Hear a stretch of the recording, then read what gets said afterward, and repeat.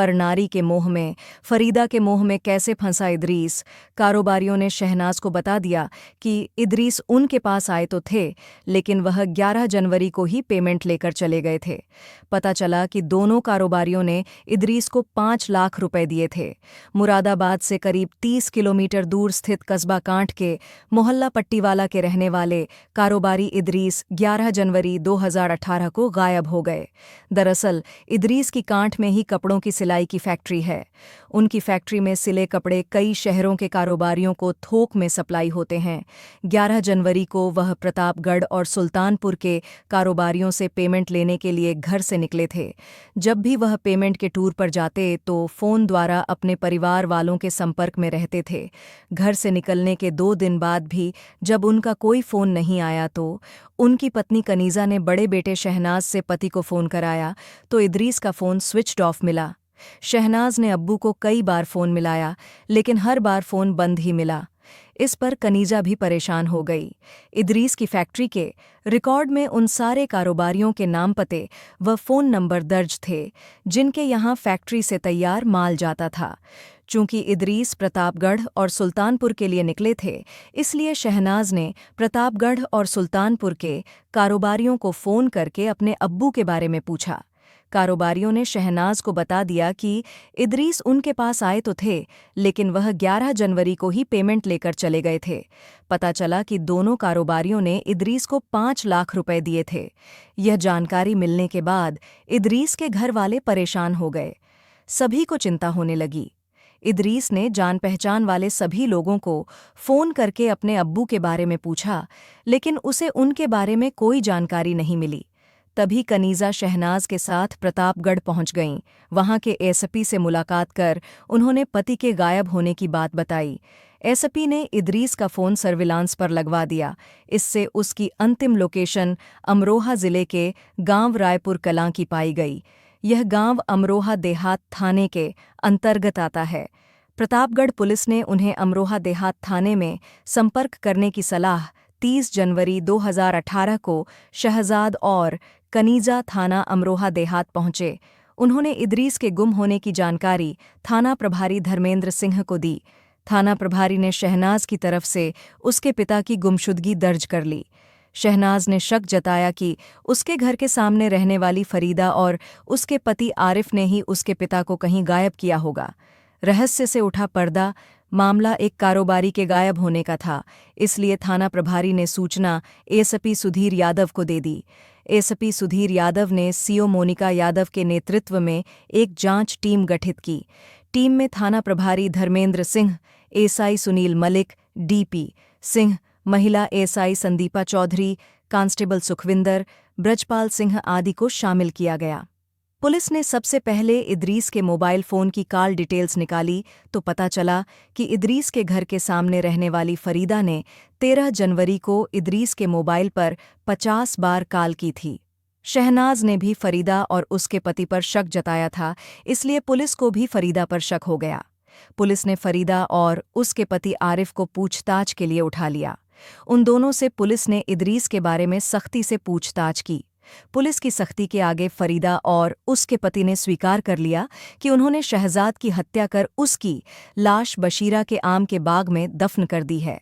थाना प्रभारी धर्मेंद्र सिंह ने इदरीस का कत्ल हो जाने वाली बात एसपी को बता दी। यह जानकारी पाकर एसपी सुधीर कुमार थाना अमरोहा देहात पहुंच गए। उनकी मौजूदगी में थाना प्रभारी ने अभियुक्तों को रायपुर कलां निवासी बशीरा के आम के बाग में ले जाकर खुदाई कराई तो इदरीस की लाश करीब 5 फीट नीचे दबी मिली। पुलिस ने वह लाश अपने कब्जे में ले ली। जरूरी कार्रवाई करके पुलिस ने इदरीस की लाश पोस्टमार्टम के लिए भेज दी। फरीदा और आरिफ ने पूछताछ के दौरान इदरीस की हत्या की जो कहानी बताई वह अवैध संबंधों पर आधारित निकली। इदरीस की कांठ में ही कपड़ों की सिलाई करने की फैक्ट्री थी। उसकी फैक्ट्री में फरीदा नाम की महिला भी सिलाई करती थी। वह इदरीस के घर के सामने ही रहती थी। उसका पति साइकिल मरम्मत करता था। अन्य कारीगरों के मुकाबले इदरीस फातिमा का बहुत ख्याल रखता था। इतना ही नहीं, वह अन्य कारीगरों से उसे ज्यादा पेमेंट करता था। इस मेहरबानी की वजह यह थी कि इदरीस फरीदा को चाहने लगा था। इदरीस की कोशिश रंग लाई और उसके फरीदा से प्रेम संबंध बन गए। इदरीस और फरीदा दोनों ही बाल बच्चेदार थे। जहां इदरीस के 5 बच्चे थे, वहीं फरीदा भी 2 बच्चों की मां थी। करीब 1.5 साल से दोनों के नाजायज संबंध चले आ रहे थे। इसी दौरान फरीदा एक और बेटे की मां बन गई। इदरीस फरीदा के छोटे बेटे को अपना बेटा बताता था, इसलिए वह उसका कुछ खास ही ख्याल रखता था। इदरीस फरीदा को बहुत चाहता था। वह चाहता था कि फरीदा जिंदगी भर के लिए उसके साथ रहे, इसलिए वह फरीदा पर निकाह करने का दबाव बना रहा था। उधर इदरीस और फरीदा के प्रेम संबंधों की जानकारी पूरे मोहल्ले को थी। फरीदा के पति आरिफ ने भी फरीदा को बहुत समझाया कि उसकी वजह से परिवार की मोहल्ले में बदनामी हो रही है, वह इदरीस से मिलना बंद कर दे। उधर इदरीस के पिता बाबू ने भी इदरीस को समझाया कि वह क्यों अपनी घर गृहस्थी और कारोबार को बर्बाद करने पर तुला है। फरीदा को भूलकर वह अपने परिवार पर ध्यान दे। लेकिन इदरीस फरीदा के प्रेम जाल में ऐसा फंसा था कि उसे छोड़ने के लिए तैयार नहीं था। उसके सिर पर एक ही धुन सवार थी कि फरीदा अपने पति को तलाक देकर उसके साथ निकाह कर ले। वह यही दबाव फरीदा पर लगातार बना रहा था। फरीदा के पास भी ऐसा ही फ़ोन था। वह अपने प्रेमी इदरीस से जो भी बात कर रही थी, वह आरिफ भी सुन रहा था। इदरीस उससे कह रहा था कि वह अपने पति आरिफ को ठिकाने लगवा दे। इस काम में वह उसकी पूरी मदद करेगा। उसके बाद हम दोनों निकाह कर लेंगे। अपनी हत्या की बात सुनकर आरिफ के होश उड़ गए। उसने उस समय पत्नी से कुछ भी कहना मुनासिब नहीं समझा। सुबह होते ही आरिफ ने इस बारे में पत्नी से बात की। वह झूठ बोलने लगी। इस बात पर दोनों के बीच नोकझोंक भी हुई। इसके बाद आरिफ ने फरीदा को विश्वास में लिया और घर गृहस्थी का वास्ता देकर कहा, देखो फरीदा, इदरीस कितना गिरा हुआ आदमी है। वह मेरी हत्या कराने पर तुला है। अपने स्वार्थ में वह तुम्हारी भी हत्या करवा सकता है। तुम खुद सोच लो कि अब क्या चाहती हो, यहाँ रहोगी या उसके साथ। फरीदा ने अपने बच्चों का वास्ता देकर आरिफ से कहा, मैं इसी घर में तुम्हारे और बच्चों के साथ रहूंगी, उसके साथ नहीं जाऊंगी। आरिफ ने सोचा कि आज नहीं तो कल इदरीस उसके लिए नुकसानदायक साबित होगा, इसलिए उसने तय कर लिया कि वह इदरीस को सबक सिखाएगा। इस काम में उसने पत्नी फरीदा को भी मिला लिया। फरीदा ने पति को यह भी बता दिया कि इदरीस पार्टियों से पेमेंट लेने के लिए प्रतापगढ़ और सुल्तानपुर गया हुआ है। इस पर आरिफ ने उससे कहा कि किसी बहाने से उसे बुला लो तो बाकी का काम वह कर देगा। आरिफ के साले फरियाद को यह पता था कि इदरीस की वजह से उसकी बहन के घर में तनाव रहता है, इसलिए आरिफ के कहने पर फरियाद भी इदरीस की हत्या के षड्यंत्र में शामिल हो गया। उधर प्रतापगढ़ और सुल्तानपुर के कारोबारियों से करीब 5 लाख रुपए का कलेक्शन करके इदरीस 13 जनवरी को कांठ लौट रहा था। सफ़र में उसने अपना फ़ोन साइलेंट मोड पर लगा लिया था। फरीदा ने इदरीस से बात करने के लिए फ़ोन किया, पर इदरीस को इसका पता नहीं चला। फरीदा उसे लगातार फ़ोन कर रही थी। कांठ पहुंचने पर इदरीस ने जैसे ही अपना फ़ोन देखा तो प्रेमिका की 50 मिस्ड कॉल देखकर चौंक गया। उसे लगा कि पता नहीं क्या बात है जो उसने इतनी बार फ़ोन मिलाया। इदरीस ने फरीदा को फ़ोन करके कहा, फरीदा, मेरा फ़ोन साइलेंट मोड पर था, इसलिए तुम्हारी कॉल के बारे में पता नहीं लगा। बताओ, क्या बात है? मैंने तय कर लिया है कि मैं आरिफ को तलाक देकर तुमसे निकाह करूंगी। इसी बारे में तुमसे बात करना चाह रही थी। फरीदा बोली, मैं चाहती हूं कि तुम अभी कांठ बस अड्डे पर आ जाओ, वहीं पर हम बात कर लेंगे। प्रेमिका के मुंह से अपने मन की बात सुनकर इदरीस खुश हो गया। उसने कहा, फरीदा, मैं कुछ देर में ही वहां पहुंच रहा हूं, तुम भी जल्द पहुंच जाना। ठीक है, तुम आ जाओ, मैं वहीं मिलूंगी, फरीदा बोली।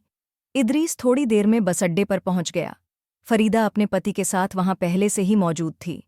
औपचारिक बातचीत के बाद फरीदा ने कहा, रायपुर खास गांव में मेरे भाई के यहाँ खाने का इंतजाम है, वहां चलते हैं, वहीं बातचीत हो जाएगी। इदरीस खाने पीने का शौकीन था। उस समय भी वह शराब पिए हुए था, इसलिए फरीदा के साथ रायपुर खास गांव जाने के लिए तैयार हो गया।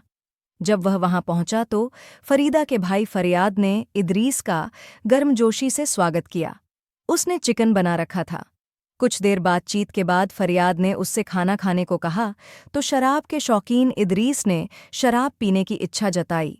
इस पर फरियाद ने कहा कि यह सब घर पर संभव नहीं है, पीनी है तो कांठ बस अड्डे पर ठेका है, वहीं पर पी लेंगे। इदरीस को मिली मौत की दावत। इदरीस बस अड्डे पर जाने के लिए तैयार हो गया। इदरीस और आरिफ फरियाद की मोटरसाइकिल पर बैठकर कांठ बस अड्डे पहुंच गए। इदरीस ने पैसे देकर एक बोतल रम मंगा ली। फरियाद एक बोतल रम और पकौड़े ले आया तो आरिफ बोला, चलो बाग में बैठकर पिएंगे, उसके बाद खाना खाएंगे, वहीं बात भी हो जाएगी। शराब की बोतल और पकौड़े लेकर तीनों मोटरसाइकिल से आम के बाग में पहुंच गए। बाग में बैठकर तीनों ने शराब पी। योजना के अनुसार आरिफ व फरियाद ने कम पी और इदरीस को कुछ ज्यादा ही पिला दी थी। इदरीस जब ज्यादा नशे में हो गया तो आरिफ इदरीस से बोला, देखो इदरीस भाई, तुम पैसे वाले हो, मैं छोटा सा एक साइकिल मैकेनिक हूं, मेरी तुम्हारी क्या बराबरी। तुम यह बताओ कि मेरा घर क्यों बर्बाद कर रहे हो। तुम्हारी वजह से वैसे भी मोहल्ले में मेरी बहुत बदनामी हो गई है, अब तो पीछा छोड़ दो। देखो आरिफ, तुम एक बात ध्यान से सुन लो, मैं फरीदा से बहुत प्यार करता हूँ।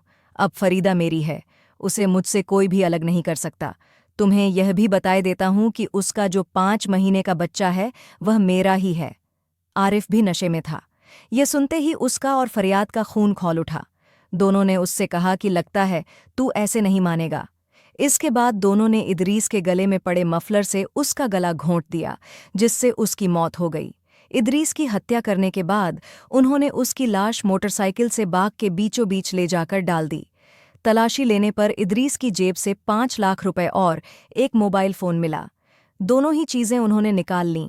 उसके बाद फरियाद घर से फावड़ा ले आया। आरिफ और फरियाद ने करीब 5 फुट गहरा गड्ढा खोदकर इदरीस की लाश दफन कर दी। लाश ठिकाने लगाकर वे अपने घर लौट गए।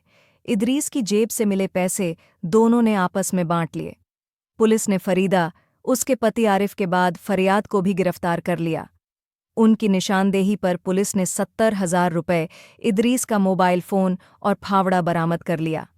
पुलिस ने 11 फरवरी 2018 को तीनों अभियुक्तों को गिरफ्तार कर न्यायालय में पेश किया, जहां से उन्हें न्यायिक हिरासत में जेल भेज दिया गया। वीडियो अच्छा लगे तो सब्सक्राइब करना ना भूले। धन्यवाद।